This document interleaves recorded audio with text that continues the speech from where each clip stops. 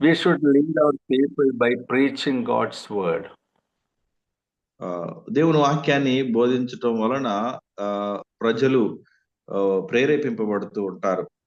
Without the ministry of God's word, there is no other way to lead God's people into the pastures, the green pastures of God.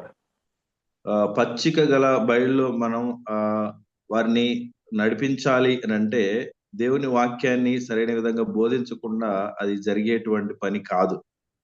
But all of a sudden a preacher is not formed. It will take months and years.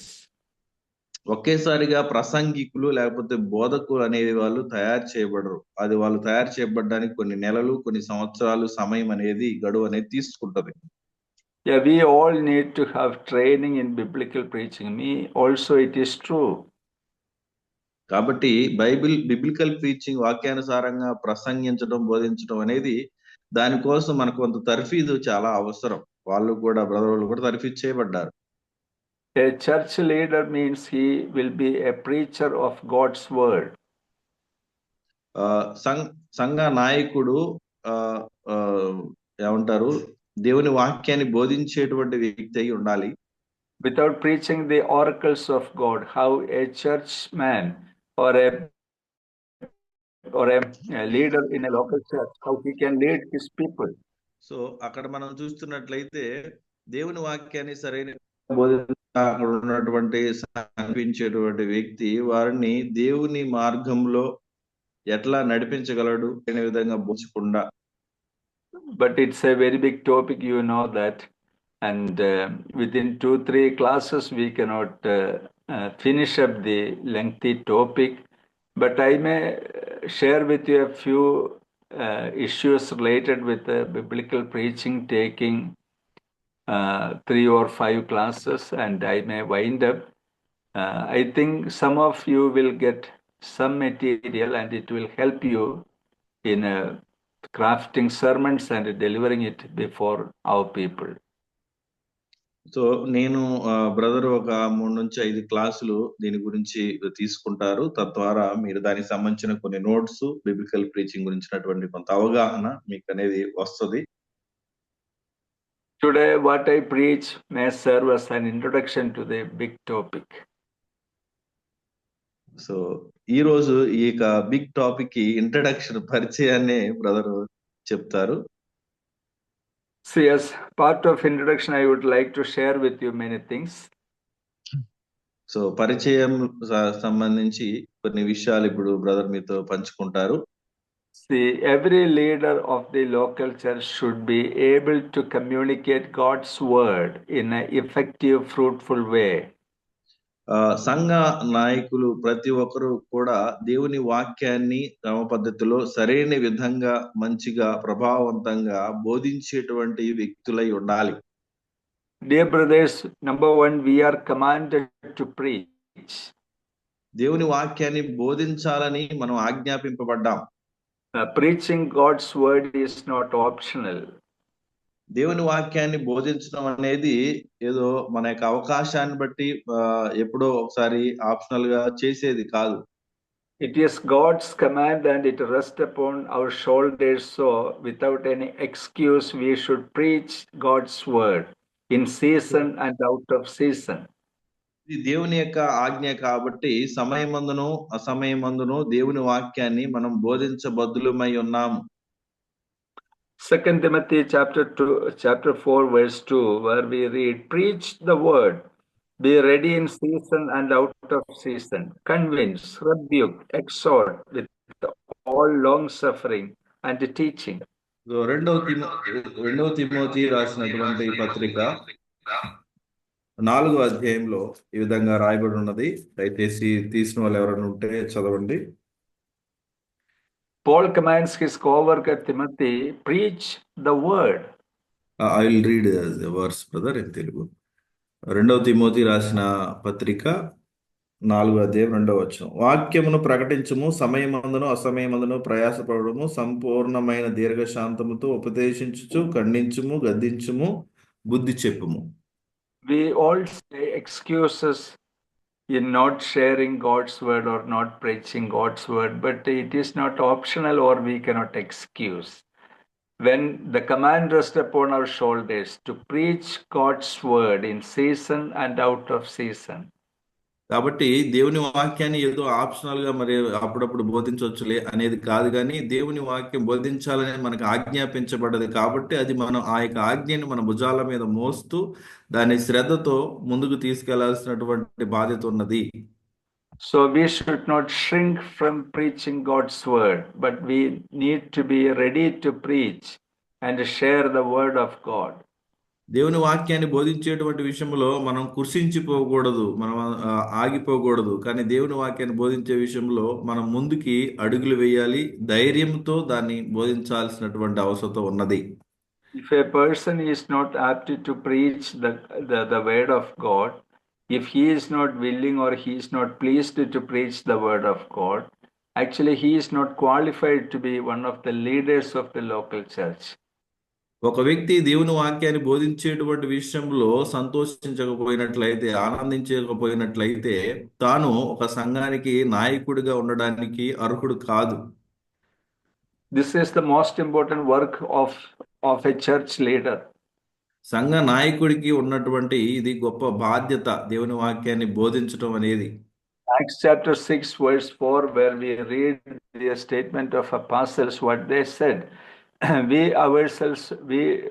We people will devote ourselves to the ministry of God's word and the ministry of prayer. ఇక్కడ మన అపోస్తుల కార్యాలు 6వ అధ్యాయంలో అక్కడ అపోస్తులు ఏమంటారంటే, మేము దేవుని వాక్యాన్ని బోధించడంలోనూ ప్రార్థించడంలోనూ మమ్మల్ని మేము అప్పగించుకుని ఆ పనిలో నిమగ్నమై ఉంటామనేటువంటి విషయాన్ని అపోస్తులు చెప్తారు. So their ministry had a real focus. And one part is the ministry of prayer and the other part is the ministry of God's word. అక్కడ రెండు భాగాలు మనం చూడొచ్చు. ఒకరు మేమేమో వాక్యాన్ని బోధించడంలో ప్రార్థన చేయటంలో ఉంటాము. వాక్యాన్ని బోధించడం, ప్రార్థించేది. These two are ministries, brother. The ministry of prayer and ministry of preaching God's word. వాక్యాన్ని బోధించడం, ప్రార్థన చేయడము, ఈ రెండు ముఖ్యమైనటువంటి పరిచర్యల గురించి చెప్పడం జరిగింది. Many churches, what is happening that preaching ministry is ignored. So అప్పుడున్నటువంటి పరిస్థితుల్లో మొదటి శతాబ్దపు క్రైస్తవ్యంలో వాళ్ళు వాక్యాన్ని బోధించడం అనేది వాళ్ళు అక్కడ మర్చిపోయారు ఆ సమయంలో. So how the people may come to maturity, it is a serious question. So ప్రజలందరూ కూడా ఒక పరిపక్వత దశలోనికి ఎలా వస్తారు, అది చాలా ప్రాముఖ్యమైనటువంటి ప్రశ్న. Number 2, I may go with a little speed. The content of preaching. మనం బోధించేటప్పుడు ఏం బోధిస్తున్నాం, దాంట్లో ఏమున్నది. What I must preach. నేనేం బోధించాలి. The content should I decide or the word of God decide. So ఆ బోధించేటువంటి కంటెంట్ అనేది నేను డిసైడ్ అవ్వాలా, దేవుని వాక్యం నాకు చెప్పాలా. In modern times in Hyderabad and in different parts of Andhra Pradesh, there is a trend of preaching, but we people should not be conformed to the trend of the society, but we need to be conformed to the manner of God's word. ఇక్కడ మనం చూస్తున్నట్లయితే హైదరాబాదు మిగతా ప్రాంతాల్లో కూడా చాలా ప్రాంతాల్లో ఒక వాక్యాన్ని బోధించే కొన్ని ట్రెండ్స్ వచ్చాయి. కాబట్టి ఆ ట్రెండ్స్, ఆ పద్ధతులను కాదు మనం అనుసరించేది, దేవుని వాక్యానుసారంగా దేవుని వాక్యం నడిపించేటువంటి విధంగా మనము బోధించాల్సిన అవసరం ఉన్నది. I'm not sure how many of the pastors are serious about studying God's word. ఎంతమంది సంఘ కాపరులు దేవుని వాక్యాన్ని ధ్యానించేటువంటి విషయంలో అంత శ్రద్ధతో ఉన్నారు. They close their eyes and lays hands on the head of somebody and say, as if they are receiving some revelations from God and prophecy, many things say to encourage them, to comfort them. Is it the ministry of God's word? కళ్ళు మూసుకొని ఎవరి మీద చేతులు పెట్టి వాళ్ళని ఆదరించేటట్లుగా, వాళ్ళ మనసులో ఏది తోలిస్తే అది తెలిసినట్లుగా దేవుని దగ్గర నుంచి వచ్చినటువంటి బయలుపాటని ఏదో ఒకటి చెప్పి వాళ్ళని ఆదరిస్తే అది దేవుని యొక్క పరిచర్య అయిపోతుందా? Sometimes we also may be tempted to follow their pattern, their example, simply because In such places, people are crowded. But in places like where we preach, people are not crowded. Only a handful of people are coming. That may be a problem for us. So ఇక్కడ మనం వాళ్ళు బోధించేటువంటి ప్రాంతాల్లో చాలా పెద్ద పెద్ద crowd అనేది gather అవుతూ ఉంటారు. కానీ మనం బోధించేటువంటి ప్రాంతాల్లో అంత పెద్ద క్రౌడ్ ఉండదు. కానీ మన యొక్క బోధలు విని చాలా మంది వస్తున్నారు, లేకపోతే బోధించే దగ్గరికి కొంతమంది వస్తూ ఉన్నారు. In this matter also, we should look into the scriptures. Actually, we should see what is the pattern and example of Paul. Acts chapter 20, verse 27, where we read, "For I have not shunned to declare to you the whole counsel of God." Actually, what Paul preached, he preached the whole counsel of God, not fragmentary preaching or piece of the counsels, but he preached the entire counsel of God to his people. ఇక్కడ మనం పౌలు గారు కొన్ని సూచనలు మనకి ఇస్తున్నారు. అపోస్తుల కార్యాలు 20-27 వచనంలో, దేవుని సంకల్పం అంతయు మీకు తెలుపకుండా నేనేమీ దాచుకొనలేదు. అంటే దేవుని సంకల్పాన్ని, దేవుని ఉద్దేశాలను ఏదో కొంత దాచిపెట్టుకొని కొంత ఆయన బోధించట్లేదు. దేవుడు ఏదైతే బయలుపరిచాడో, దేవుని ఉద్దేశాలు, దేవుని చిత్తాలు ఏవైతే ఉన్నాయో, ఆయన సంకల్పం అంతా కూడా ఆయన బోధిస్తున్నాడు దాచుకోకుండా అనే విషయాన్ని చెప్తున్నాడు. Yeah, to preach the whole counsel of God, one should be thorough with the all books of God's word, the theology of God's word. Then only he can share or preach with authority the whole counsel of God. ఇక్కడ మనం చూస్తున్నట్లయితే దేవుని సంకల్పాన్ని మొత్తం మనం బోధించాలి. Brothers please mute చేసుకోండి. సంకల్పాన్ని, ఆయన ఉద్దేశాలను మనం బోధించాలంటే దైవిక శాస్త్రం, థియాలజీ, మిగతా అంతా కూడా సరైన అవగాహన మనం కలిగి ఉండాలి. అప్పుడే మన అధికారంతో దేవుని వాక్యాన్ని మనం దృఢంగా బోధించగలుగుతాము. Yeah, if we should follow the pattern of Apostle Paul and his companions, what a great responsibility is. Prior to preaching, we should be thorough with the God's word. Then only we can communicate the entire counsel of God. Otherwise, what we will do? Nowadays, many people try to do, they say few things from one book or from one chapter or from one verse. And there is no assurance that on coming Sunday, what they will preach. So ఇక్కడ మనం చూస్తున్నట్లయితే పౌలు గారు తన యొక్క team, వాళ్ళ యొక్క బృందం అనుసరించినట్లుగా దేవుని సంకల్పాన్ని చక్కగా మొత్తం కూడా అది చక్కగా బోధిస్తూ ఉంటే ఎంత బాగుంటుందో ఆలోచించండి. కాబట్టి దేవుని వాక్యం పట్ల, ఆ యొక్క దైవిక శాస్త్రం పట్ల మనకి అవగాహన ఉండాలి. అవగాహనతో మనం మాట్లాడాలి. లేకపోతే కొన్ని విషయాల్ని మనం తీసుకెళ్లి బోధిస్తూ ఉంటే మరి ప్రజలు ఎలా ఎదుగుతారు, వాళ్ళు ఏ విధంగా నడిపింపబడతారు? సో మనం ఈ విషయాన్ని గ్రహించి నడుచుకోవాలి. Yeah. Number 3, the manner of preaching. మూడో విషయం ఏంటంటే మేనర్ ఆఫ్ ప్రీచింగ్, అంటే ఏ విధంగా బోధిస్తున్నాము. 1 Thessalonians 1 verse 5, where we read, "For our gospel did not come to you in word only, but also in power and in the Holy Spirit and in much assurance, as you know what kind of men we were among you for your sake." See, 3 things we can note specially here as part of the manner of Paul's preaching. Number 1, his preaching was in power, then Brother, in the Holy Spirit, and in much assurance. I'll read out, brother. 1 తెస్సలోనికీయులు 1:5 ఎలానగా దేవుని వలన ప్రేమింపబడిన సహోదరులారా, మీరు ఏర్పరచబడిన సంగతి అనగా మా సువార్త మాటతో మాత్రము గాక శక్తితోనూ పరిశుద్ధాత్మతోనూ సంపూర్ణ నిశ్చయతతోనూ మీ యొద్దకు వచ్చి ఉన్న సంగతి మాకు తెలియను. మీ నిమిత్తము మేము మీ ఎడల ఎట్టివారమై ఉంటేమో మీరు ఎరుగుదురు. 3 ముఖ్యమైన విషయాలు ఇక్కడ చెప్పడం జరిగింది. వాళ్ళు శక్తితోనూ, పరిశుద్ధాత్మ సహాయంతోనూ, సంపూర్ణ నిశ్చయతతోనూ వాళ్ళు బోధించినట్లుగా మనం చూస్తున్నాం. See, many Christian leaders, they preach because they are forced to preach, or for the sake of preaching they share something. That's all. Their preaching does not show the signs of these 3 things. That means they are not preaching in power or in the power of the Holy Spirit or with much assurance. కొంతమంది బోధకులు ఏం చేస్తున్నారు? We have to follow in our preaching ministry. కొంతమంది బోధకులు ఏం చేస్తూ ఉన్నారంటే వాళ్ళు బోధించాలి కాబట్టి వాళ్ళు బోధిస్తూ ఉన్నారు. సో ఆ యొక్క ఫోర్స్తో లేకపోతే ఎవరు చెప్పడం వలన బోధించాల్సిన అవసరం వచ్చినప్పుడు బోధిస్తున్నారు. కానీ వారి యొక్క బోధనలో మనం చూస్తే ఒక శక్తి కనిపించదు, ఆ పవర్ కనిపించదు, పరిశుద్ధాత్మ దేవుని నడిపింపుతో వాళ్ళు బోధిస్తున్నారు అనేటువంటి విధంగా ఉండదు, సంపూర్ణ నిశ్చయతతో బోధించినట్లుగా ఉండదు అన్నమాట. అది ఫ్రూట్ఫుల్ గా ఉండదు అట్లా బోధన.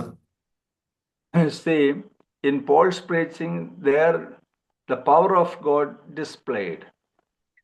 పౌలు గారు బోధించినప్పుడు ఆ యొక్క దేవుని యొక్క శక్తి అక్కడ ప్రతిక్షేపించబడినట్లుగా కనిపిస్తూ ఉన్నది.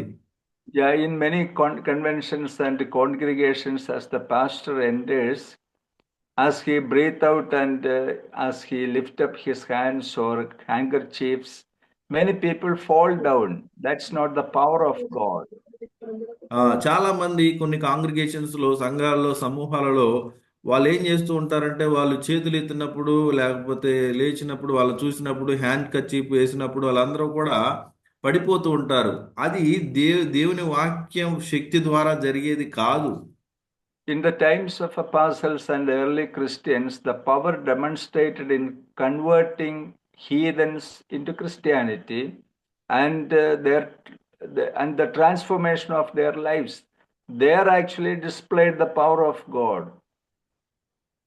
ఇక్కడ మనం చూసినట్లయితే అప్పుడు ఉన్నటువంటి క్రైస్తవంలో మనం చూసినట్లయితే దేవుని యొక్క శక్తి అనేది దేవుని వాక్యం ప్రకటింపబడడం ద్వారా వారు బలపరచబడి వారి ద్వారా ఆ యొక్క శక్తి, ఆ ప్రభావం అనేది విస్తరించబడేది విశ్వాసుల ద్వారా. The second thing, they preached in the Holy Spirit. That means everybody noticed that this is not the power or the ability of the preachers or apostles, but they are anointed by the Holy Spirit. They preach in the Holy Spirit. That's the secret they noticed. వాళ్ళు అప్పుడు ఉన్నటువంటి క్రైస్తవులు గ్రహించినటువంటి విషయం ఏంటంటే వాళ్ళు వాక్యాన్ని బోధించినప్పుడు ఇది వీళ్ళ మాట ద్వారా జరిగేది కాదు, ఇది పరిశుద్ధాత్మ దేవుడు మాత్రమే జరిగిస్తున్నటువంటి కార్యము, పరిశుద్ధాత్మ దేవుని శక్తి ద్వారా ఇది జరుగుతున్నటువంటి పరిచర్య అనే విషయాన్ని వాళ్ళు గ్రహించగలిగి వాళ్ళు బలపరచబడేవాళ్ళు. Yeah, and also they preached with much assurance. They were sure what they are preaching, and they were sure what is the teaching of God's word.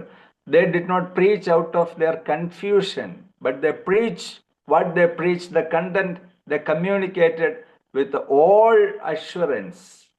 కాబట్టి వారు బోధించేటప్పుడు సంపూర్ణ నిశ్చయితతో వారు ఏం బోధిస్తున్నారో అవగాహన కలిగి ఉండి దేవుని యొక్క నడిపింపును బట్టి అర్థవంతంగా ఆ వాక్యాన్ని వారికి అందించేటువంటి విధంగా చక్కగా బోధించేటువంటి వారు సంపూర్ణ నిశ్చయిత కలిగి ఉండి. So God wants such preachers in our modern times. కాబట్టి ఇప్పుడున్నటువంటి ఆధునిక కాలంలో దేవుడు అట్లాంటి ప్రసంగికులను కోరుకుంటూ ఉన్నాడు. They may not be extraordinary preachers with extraordinary abilities, but they do their ministry patterned after the New Testament.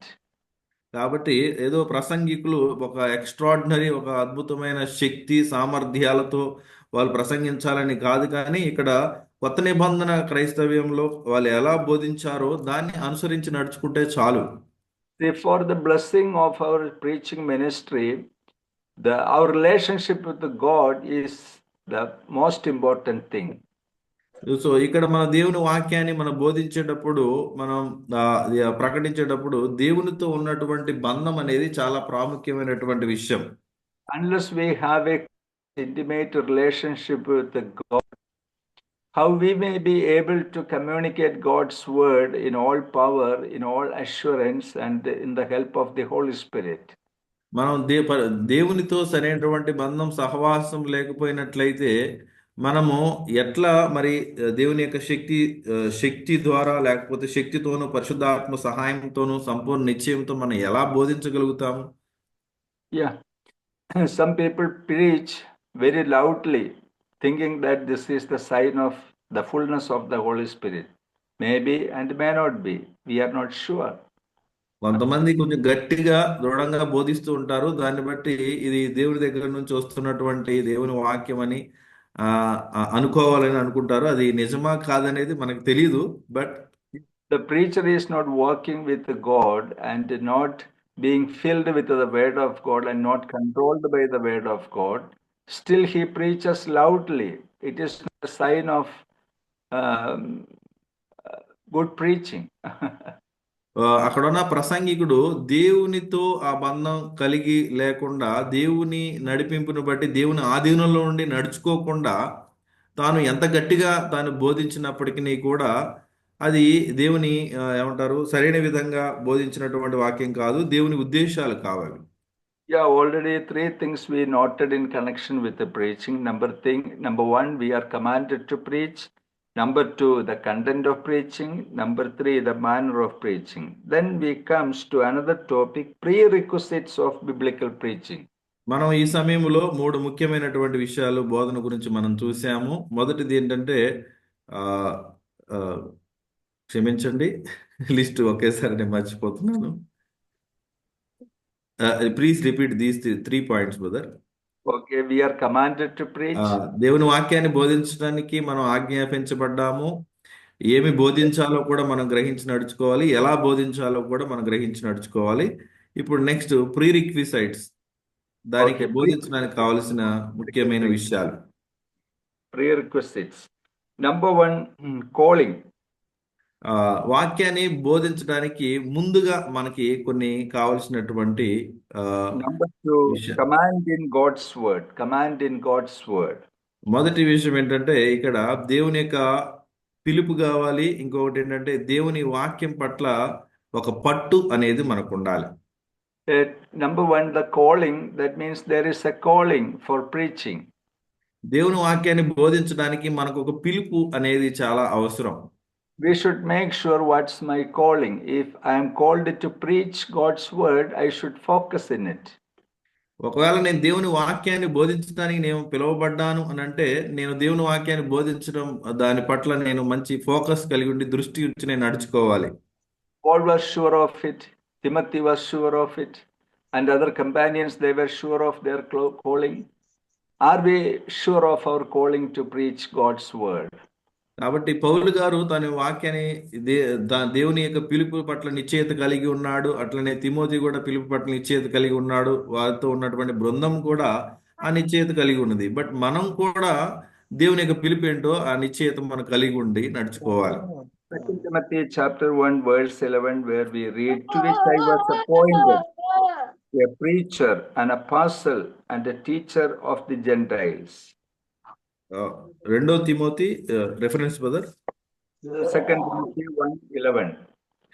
2 Timothy 1:11 ఈ విధంగా రాయబడ్డది.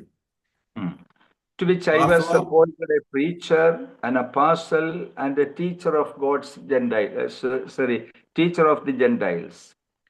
ఆ సువార్త విషయంలో నేను ప్రకటించేవాడను గాను, అపోస్తలుడు గాను, బోధకుడు గాను నియమింపబడితిని.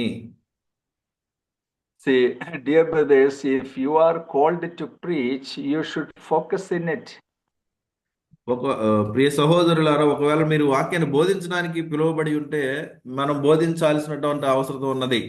You are commissioned to announce God's message, His revelations. దేవుని యొక్క బయలుపాటును, దేవుని యొక్క ఆయన యొక్క ఉద్దేశాలని ప్రకటించడానికి మనం నియమింపబడి ఉన్నాము. It's a unique calling, it's a unique position, a commission that you should not neglect or ignore. So అది ప్రత్యేకమైనటువంటి పిలుపు, ప్రత్యేకమైన నడిపింపు కాబట్టి దాన్ని మనం ఎంత మాత్రం కూడా విడిచిపెట్టకూడదు, దాన్ని మనం ఏమంటారు పక్కకు తొలగకూడదు. See, neglecting and ignoring this kind of calling to preach God is a heinous sin, I will say. దేవుని వాక్యాన్ని బోధించడానికి మనం పిలువబడినప్పుడు ఒకవేళ దాన్ని మనము పరిగణలోకి తీసుకోకుండా మనం తృణీకరించి మనం పక్కన పెట్టినట్లయితే అది పాపము అన్నట్లుగా బ్రదర్ చెప్తున్నారు.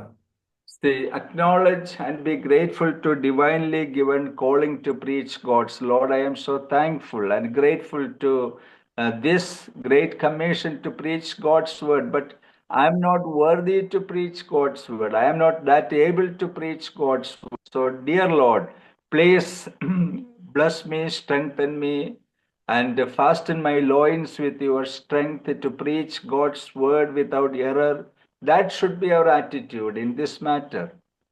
కాబట్టి దేవుని వాక్యాన్ని బోధించడానికి దేవుడు మనల్ని పిలిచినప్పుడు దాన్ని మనము గుర్తించాలి. ప్రభువా, నీవు నన్ను నీ యొక్క వాక్యాన్ని బోధించడానికి నన్ను పిలిచి ఉన్నావు. అందును బట్టి నీకు స్తోత్రాలు తెలియజేస్తున్నాను. కానీ దాన్ని బోధించడానికి నేను అర్హుణ్ణి కాదు ప్రభువా, నేను బలహీనుడను. నాకు సహాయం చేయి, నన్ను బలపరచు, నా అంతరంగాన్ని నువ్వు దృఢపరిచి నీ యొక్క పరిచర్యలో వాడుకోమని మనం ప్రార్థన Calling alone, చేయాల్సిన అవసరం ఉంది.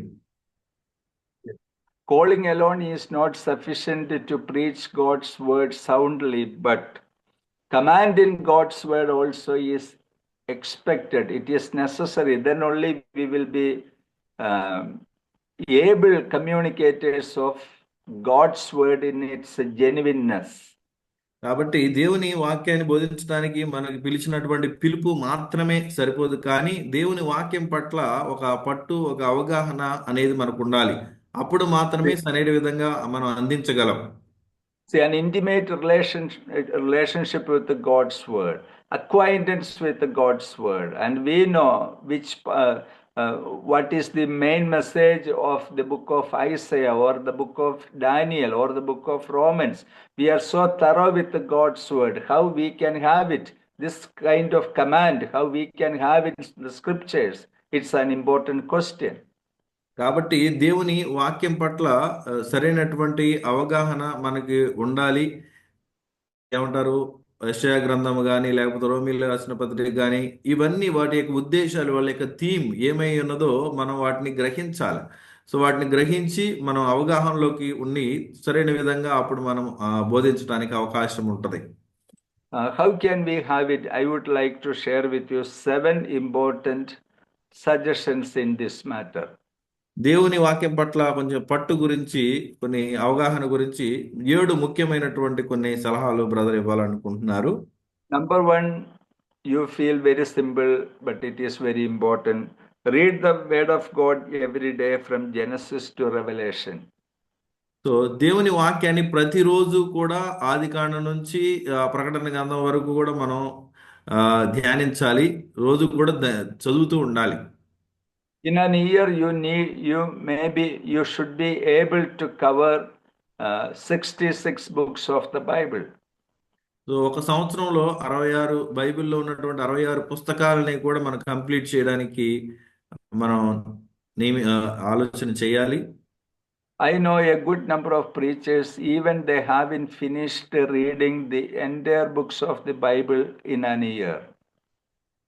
కొంతమంది ప్రసంగికులు బ్రదర్కి తెలుసు, వాళ్ళు ఒక సంవత్సరంలో ఏమంటారు, బైబిల్లో ఉన్నటువంటి పుస్తకాలను ఎప్పుడు కూడా కంప్లీట్ చేయరు, కానీ వాళ్ళు గొప్ప ప్రసంగికులుగా ఉన్నారు.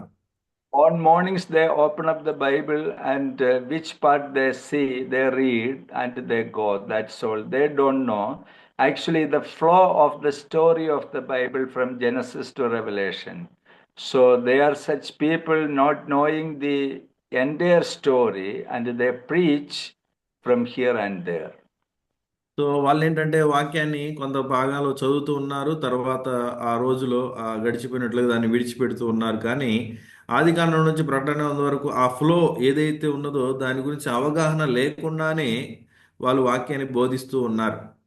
Acquiring scholarship in the Word of God is a difficult task. It may take time, sometimes years and years it may take, but still we need to take all efforts to acquaint with every page of the scriptures. కాబట్టి దేవుని వాక్యాన్ని మనము దాని పట్ల అవగాహన కలిగి ఉండి మనం తరువుగా మనం నేర్చుకోవాలి అంటే దానికి నెలలు, సంవత్సరాలు మనకు పడుతూ ఉంటుంది. మనం ధ్యానించాలి, దానికి సమయాన్ని మనం వెచ్చించాలి. పేజ్ బై పేజ్ దాంట్లో ఉన్నటువంటి విషయాల్ని మన అవగాహనలోకి తెచ్చుకోవాల్సిన అవసరం ఉంది. Okay, the second thing, we must develop a reverence to God's word. Then only it will open up its truths before our eyes. రెండో విషయం ఏంటంటే దేవుని యొక్క వాక్యాన్ని మనం గౌరవించేటువంటి వ్యక్తులుగా మనం ఉండాలి. అప్పుడే అది మన యొక్క అంతరంగపు కళ్ళును తెరిచి మన హృదయాన్ని వెలిగింప చేస్తుంది. Many people, we think they are actually having great reverence to God's word because we think that they hold their Bibles on their left hand and preach the word of God using the right hands for various postures. We may think that these people are very pious people revering God's word, but in their actual life, real life, if we investigate, we can see that they ridicule God's word, they have no reverence to God's word. Such people cannot grasp the truth of God's word. So కొంతమందిని మనం చూస్తూ ఉంటాము. ఎడం చేతిలో Bible పెట్టుకొని కుడి చేతిలో different posters అంటే ఆ యొక్క సింబల్స్ పెట్టి దేవుని వాక్యాన్ని బోధిస్తున్నట్లుగా మనం చూస్తూ ఉంటాం. వాళ్ళు దేవుని వాక్యాన్ని గౌరవిస్తున్నారని కాదు కానీ చాలా మంది అట్లా ఉన్నటువంటి వారే వారి యొక్క దైనందిన జీవితంలో దేవుని వాక్యాన్ని గౌరవించకుండా, విధేయత చూపించకుండా, దాని ప్రకారం జీవితం లేకుండా వాళ్ళు ఉంటూ ఉన్నారు. సో అది How other, సరైనటువంటి పద్ధతి కాదు. yeah, how other people come to know the fact that we revere or we respect God's word? By seeing our lives that we are trying to obey God's word, we are trying to take seriously each and every verse in the word of God. If others notice it, they will say that these players are very good people, they are actually respecting the word of God.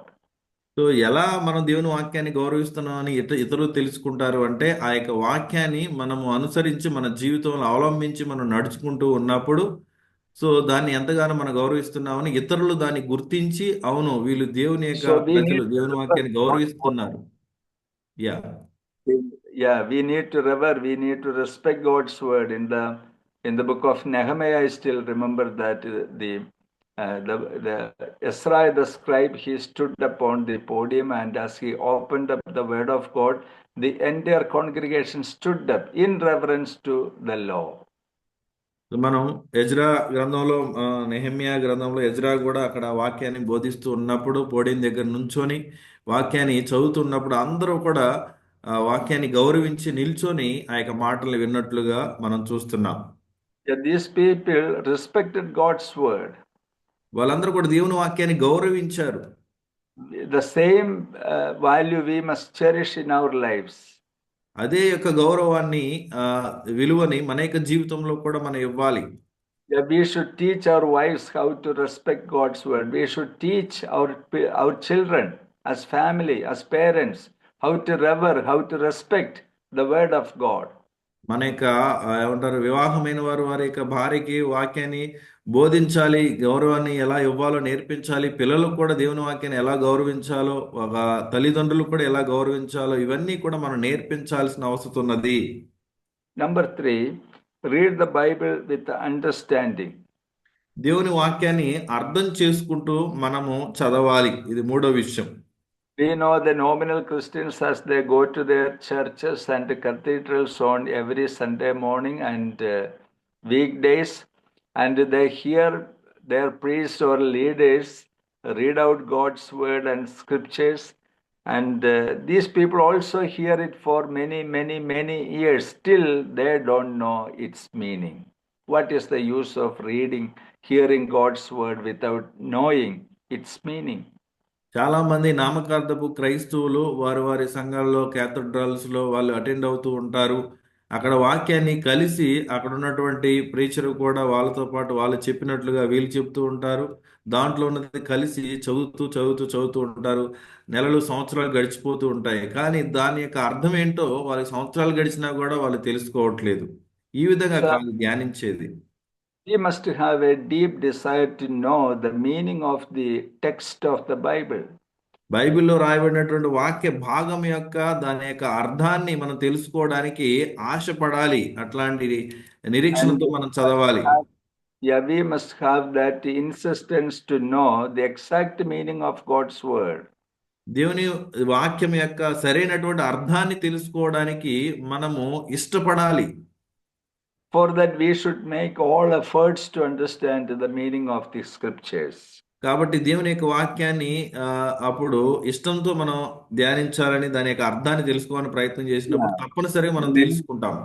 Yes, many of our brothers and sisters who go through the word of God without knowing its meaning, they simply read. చాలా మంది మన యొక్క ప్రియ సహోదరులు కూడా దేవుని వాక్యాన్ని గుండా వెళ్తున్నారు, చదువుతున్నారు, కానీ దాని అర్థం తెలియకుండా వాళ్ళు చదవడం జరుగుతుంది. It's not a praiseworthy thing. అది సంతోషింపదగినటువంటి విషయం కాదు. Number 4, pray to the Holy Ghost for illumination in the scriptures. దేవుని యొక్క వాక్యపు వెలుగులోనికి వాక్యపు వెలిగింపు ఉండాలని మనము ప్రార్థన చేయాలి. Yeah, the third person of the Holy Trinity, the Holy Spirit, is the best, greatest teacher of God's word. దేవుని వాక్యాన్ని మన యొక్క పరిశుద్ధాత్మ దేవుడు అద్భుతంగా మనకి బోధిస్తూ ఉంటాడు. He illumines us the meaning of his word. ఆయన యొక్క వాక్యాన్ని మన హృదయంలో వెలిగింప చేసేది పరిశుద్ధాత్మ దేవుడే. He unfolds the meaning of the text to the readers or the students of God's word. కాబట్టి దేవుని వాక్య భాగంలో ఉన్నటువంటి అర్థాన్ని చదువుతున్నటువంటి వారికి వెలిగింపుని దయచేసేది ఆయనే. So every time we open up God's word for studying or meditation, we should silently pray to God, Lord, I want to see the wonders of God's word. కాబట్టి In my normal ability, it is impossible. So help me to see the deep things, the wonders of thy law. కాబట్టి ప్రతిసారి మన వాక్యాన్ని చదవడానికి మనం వెళ్తున్నప్పుడు మనం ఇలా చిన్నగా ప్రార్థన చేసుకోవాలి. ప్రభువా, నీ వాక్య భాగంలో ఉన్నటువంటి అద్భుతమైనటువంటి విషయాలు, ఆశ్చర్యకరమైన విషయాలు చూడడానికి నా కన్నులు తెరువు, నాకు సహాయం చేయని మనం అడగాలి. Here the difference between the nominal Christians and the born again Christians. Nominal Christians not having the illumination of the Holy Spirit because they are not indwelt by the Holy Spirit. But the born again Christians, they are indwelt by the Holy Spirit. So they will get the aid of the Holy Spirit in understanding the scriptures. కాబట్టి ఇక్కడ నామకార్థపు క్రైస్తవులకి, తిరిగి జన్మించినటువంటి క్రైస్తవులకి ఒక difference అనేది ఉన్నది. నామకార్థపు క్రైస్తవుల పరిశుద్ధాత్మ దేవుడు వారి హృదయాల్లో నివాసం ఉండట్లేదు, ఎందుకంటే వాళ్ళు తిరిగి జన్మించిన వారు కాదు. కానీ తిరిగి జన్మించిన వాళ్ళ హృదయాలలో పరిశుద్ధాత్మ దేవుడు ఉన్నాడు కాబట్టి వారిని అన్ని విషయాల్లో కూడా గైడ్ చేస్తూ నడిపిస్తూ ఉంటాడు. So sometimes preachers and Christians mistakenly speak the thing that God revealed to me a truth. Revelation is over, then what is going on? The illuminating work of the Holy Spirit. It is available to all born again Christian, and it is especially available to people who are called to preach God's word. కొంతమంది ప్రసంగికులు, కొంతమంది క్రైస్తవులు దేవుడు నాకు బయలుపరచాడు అని ఒక దేవుని బయలుపాటుని గురించి చాలా మంది చెప్తూ ఉంటారు. ఇక్కడ విషయం ఏంటంటే దేవుని బయలుపాటు అనేది పూర్తి చేయబడ్డది, అంటే దేవుని వాక్యం లిఖించబడ్డది. మనకి జరిగేది ఏంటంటే ఇల్యూమినేషన్, అంటే దేవుని వాక్యపు వెలిగింపు అనేది మన హృదయంలో జరుగుతుంది. వెలిగింపు అనేది తిరిగి జన్మించినటువంటి వ్యక్తుల్లో జరుగుతూ ఉంటుంది. ఇంకొకటి ఏంటంటే ఇక్కడ దేవుని వాక్యాన్ని బోధించడానికి పిలువబడినటువంటి వారు కూడా దీన్ని బోధించడం వలన, లేకపోతే చాలా శ్రద్ధతో ఈ యొక్క పని చేస్తున్నట్లయితే వారి యొక్క హృదయాలు వెలిగింపబడుతూ ఉంటాయి. Okay, the fifth thing is that the mind to study God's word. ఐదవ విషయం ఏంటంటే దేవుని వాక్యాన్ని ధ్యానించేటువంటి మనస్సు మనకు ఉండాలి. The studying is deeper than reading. So ఈ యొక్క చదవటం కంటే ధ్యానించడం అనేది చాలా లోతైనటువంటి విషయం. Ezra the scribe, he set his mind to study the law. Ezra ఏమన్నాడంటే తన యొక్క మనస్సుని దేవుని వాక్యాన్ని ధ్యానించడానికి తాను ప్రత్యేకించుకున్నాడు. Paul, in his early times, he sat at the feet of Gamaliel and studied God's word. మన పౌలు గారు కూడా మొదటి రోజుల్లో గమలీయేలు పాదముల దగ్గర ఉండి దేవుని వాక్యాన్ని ధ్యానించాడు, చదువుకున్నాడు. Apostles set their mind to study God's word under the teaching of Jesus Christ. అపోస్తలులు కూడా యేసు ప్రభు యొక్క బోధలని వాళ్ళు నేర్చుకోవడానికి, ధ్యానించడానికి ఆయన దగ్గర కూర్చొని ఉన్నారు. Yeah, Timothy and Titus both studied God's word from Paul. తిమోతి, తీతు కూడా పౌలు దగ్గర వాళ్ళు కూర్చొని దేవుని వాక్యాన్ని ధ్యానించడం జరిగింది. See, we must have some teachers, worthy teachers, believable teachers, to learn from them the word of God. So every preacher of the local church should be able to communicate the truth. Before preaching the word of God, he should be ready to study the word of God. It's an effort, a painstaking effort. కాబట్టి దేవుని వాక్యాన్ని బోధించేటువంటి వారు అవగాహన కలిగి ఉండి బోధించాలి. అట్లనే మనకి ప్రీచర్స్ చాలా మంది అవసరము. అట్లా నమ్మకమైనటువంటి దేవుని వాక్యాన్ని గౌరవించేటువంటి నమ్మకమైన బోధకులు కూడా మనకు అవసరము. అట్లాంటి వారిని మనం కలిగి ఉండాలి. మన యొక్క లోకల్ చర్చెస్లో వాళ్ళు కూడా దేవుని వాక్యాన్ని ధ్యానించాలి. ధ్యానించినప్పుడు మాత్రమే సరైన విధంగా బోధించగలుగుతారు. Yeah. Number 6, regular prayer and confession necessary for studying God's word.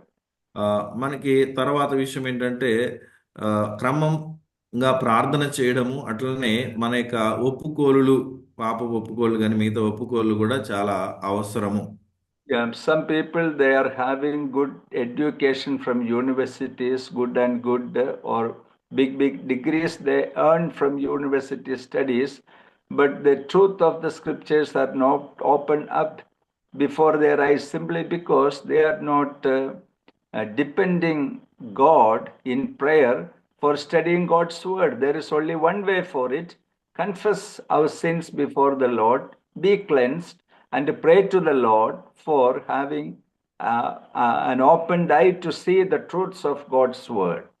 చాలా మంది పెద్ద పెద్ద యూనివర్సిటీస్లో డిగ్రీలు పీజీలు చేస్తూ వాళ్ళు పట్టాలు తెచ్చుకుంటూ ఉంటారు. కానీ కొంతమందికి దేవుని వాక్యం గురించినటువంటి అవగాహన ఉండదు. ఎందుకంటే వారు తమ యొక్క పాపాలను ఒప్పుకోరు. కాబట్టి మన యొక్క పాపాలని ఒప్పుకొని దేవుని సన్నిధిలో మనం శుద్ధి చేసుకొని ప్రార్థనాపూర్వకంగా ఆయన మీద మనం ఆధారపడినప్పుడు దేవుని యొక్క వాక్యపు వెలిగింపు అనేది మనకు అర్థమవుతుంది. సత్యం మనకు అర్థమై బోధించగలుగుతాం.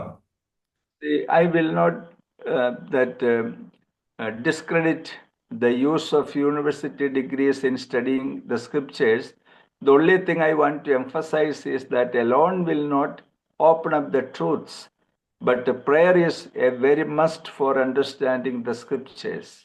కాబట్టి యూనివర్సిటీస్లో డిగ్రీలు చేస్తున్న వాటికి విలువ లేదని నేనేం చెప్పట్లేదు. కానీ ఇక్కడ విషయం ఏంటంటే ముఖ్యమైనటువంటి విషయం, మన యొక్క పాపాలను ఒప్పుకొని ప్రభువు మీద మనం ఆధారపడినప్పుడు దాని యొక్క అర్థాలు అనేవి మనకు అర్థమవుతూ ఉంటాయి, దేవుడు బయలుపరుస్తూ ఉంటాడు.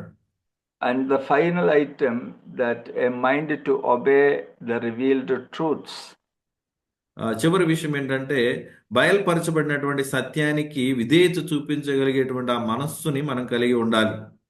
God illuminates more and more truths to those people who are already willing to obey the revealed truths. So దేవుడు వాక్యాన్ని బయలుపరచబడినటువంటి వాక్యాన్ని విధేయత చూపించడానికి దేవుడు తన ప్రజలను ఎన్నుకుంటూ ఉన్నాడు. If I ask God for having more and more truths from God's word, he may ask the question, what's the use of revealing to you more and more truths or giving you more and more scholarship in the word of God? Already many truths known to you, you are not obeying, then what is the use of knowing more truths? So దేవుని సత్యవాక్యం అనేది ప్రభువా నాకు ఇంకా బయలుపరచు అని అంటూ ఉన్నప్పుడు, so నేను దానికి విధేయత చూపించకుండా నేను నడుచుకుంటూ ఇంకా దేవుని సత్యవాక్యాన్ని బోధిస్తూ ఉంటే నీకు బయలుపరచడం వలన ఉపయోగం ఏంటి అని దేవుడు అడుగుతూ ఉంటాడు. In this, actually, Ezra the scribe was a wonderful model and example. He set his mind to obey God's word. Ezra ఏంటంటే తన యొక్క మనస్సుని దేవుని వాక్యానికి విధేయత చూపించేటట్లుగా ఆయన నిశ్చయించుకున్నాడు.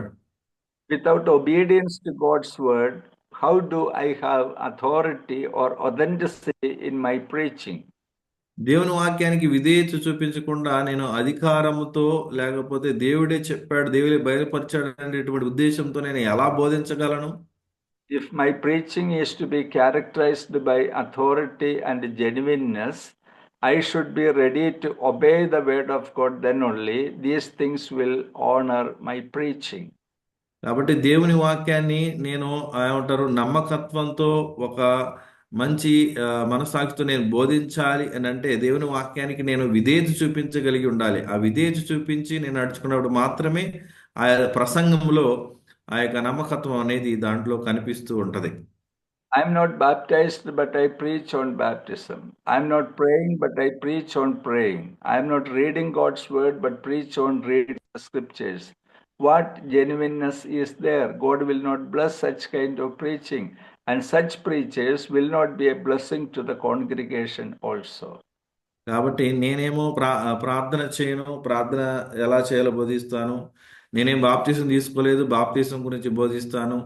ఇంకా నేనేమో విధేయ చూపించట్లేదు, విధేయ చూపించాలని బోధిస్తున్నాను. ఇట్లా నేను నాలో లేకుండా నేను బోధించినట్లయితే అట్లాంటి బోధ ఎలా ఫలభరితంగా ఉంటది? ముందు నేను కదా విధేయ చూపించాల్సింది. Okay. Many things already we discussed in connection with biblical preaching.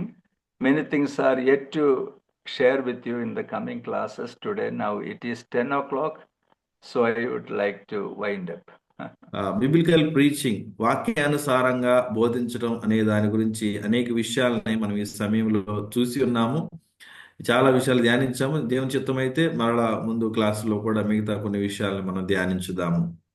I would like to encourage you that you take up the notes seriously and go through it and make your own efforts to study God's word. It will be very and a blessing to your personal Christian life. కాబట్టి ఈ యొక్క దేవుని ప్రకటింపబడుతున్న ఈ యొక్క మెసేజెస్ని notes కూడా తీసుకోండి, వాటిని అనుసరించండి. సో చక్కగా వాక్యాన్ని మీరు ధ్యానించండి. మీరు దాంట్లో ఎదగాలని, దేవుని వాక్య సందేశాన్ని అందరికీ అందించేటువంటి వ్యక్తులుగా మీరు ఉండాలని నేను ఆశపడుతూ ఉన్నాను. We'll continue the same topic in the coming classes, God willing. Thank you for listening. May God bless you all. So, thank you, brother. Praise the Lord. Over to Anand, brother. Thank you, sir. Thank you very much for teaching how to study and how to preach God's words. Really very encouraging. Thanks for taking this subject. So, happy new year to all of you. Manandram ipude kalusukunnam new year lo. Thank you, sir, for starting a nice session. Thank you, brother Dharmendra, for translating nicely. Thank you very much. So, sir, could you please repeat the third point of which you said 7 points, among 7 points, which is the third one? Can you? Okay. Third one. 7 points. Yeah. Third one is read the Bible with understanding. Or read with understanding. Okay. So, dear brothers, sir మనకి 7 points చెప్పారు for effective preaching. ఒకటి, read the word of God every day from cover to cover. ప్రతిరోజు కూడా మనము దేవుని వాక్యాన్ని చదవాలి. సంవత్సరానికి ఒకసారైనా సరే మనము బైబిల్ని పూర్తి చేయాలని మనకు తెలియజేశారు. సో మనము దేవుని వాక్యాన్ని ప్రకటించే వారముగా ఆ పని చేయబద్ధులమై ఉన్నాము. రెండవదిగా, reverence for God's word by obeying it అని చెప్పారు. దేవుని వాక్యాన్ని మనం గౌరవించే వారంగా ఉండాలని మనకి తెలియజేయడం జరిగింది. ఎట్లా అంటే విధేయత చూపడం ద్వారా. మూడవదిగా, రీడ్ విత్ అండర్స్టాండింగ్ అన్న విషయాన్ని కూడా మనకు తెలియజేశారు. అంటే మనం వాక్యాన్ని అర్థం చేసుకోవడానికి ప్రయత్నం చేయాలని చెప్పారు. నాలుగవదిగా, pray for the illumination of the holy spirit. పరిశుద్ధాత్మ యొక్క వెలిగింపు, ప్రకాశం కొరకు మనం ప్రార్థన చేయాలని కూడా తెలియజేసినారు. ఐదవ విషయం, mind to study God's word. దేవుని వాక్యాన్ని అధ్యయనం చేయాలన్న మనస్సు మనకు ఉండాలని తెలియజేసినారు.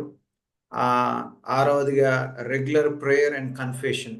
ప్రతిరోజు మనం ప్రార్థనలు ఎదుగుతూ మన తప్పిదాలను, పాపములను ప్రభు ఎదుట ఒప్పుకొని మనం సరి చేసుకుంటూ దేవుని విధానంలో మనం ప్రసంగం చేయాలని మనకు నేర్పించారు. ఏడవదిగా, mind to obey already revealed truth. Already దేవుడు మనకు నేర్పించిన సత్యానికి విధేయత చూపాలనే విషయాలను మనకు నేర్పించడం జరిగింది. కాబట్టి ఈ విషయాలన్నీ కూడా మనం ఫాలో అవుతూ రాబోయే దినాల్లో మనం ఇంకా అద్భుతంగా దేవుని పరిచర్యలో, వాక్య పరిచర్యలు వాడబడాలని మనస్ఫూర్తిగా కోరుకుంటున్నాను. ఇక్కడ ఉన్న వారందరూ కూడా వాక్య పరిచర్యలు చేసేవారు కాబట్టి ఇవన్నీ కూడా మనకు ప్రయోజనకరంగా ఉంటాయి. మన గ్రూప్లో కూడా మీకు షేర్ చేయడం జరుగుతుంది ఈ పాయింట్స్ని. మీలో ఎవరైనా సరే ఇంకా మీరు కూడా నోట్స్ చేసుకున్నట్లయితే మీరు కూడా షేర్ చేయవచ్చు. Thank you very much. So మీలో ఎవరైనా ఒకరు దయచేసి విన్న సందేశాన్ని బట్టి ప్రేయర్ చేయవలసిందిగా మనం చేస్తున్నాం. తర్వాత మీకు ఏమన్నా కొన్ని ఇంపార్టెంట్ అనౌన్స్మెంట్స్ ఉంటాయి. దాని తర్వాత మీకు ఏమైనా ఏమైనా డౌట్స్ ఉన్నా, క్వశ్చన్స్ ఉన్నా మీరు సార్ని అడగవచ్చు. మీలో ఎవరైనా ఒకరు ప్రేరేపించబడిన వారు ప్రేయర్ చేయండి. మైక్ అన్మ్యూట్ చేసుకుని ప్రేయర్ చేయండి.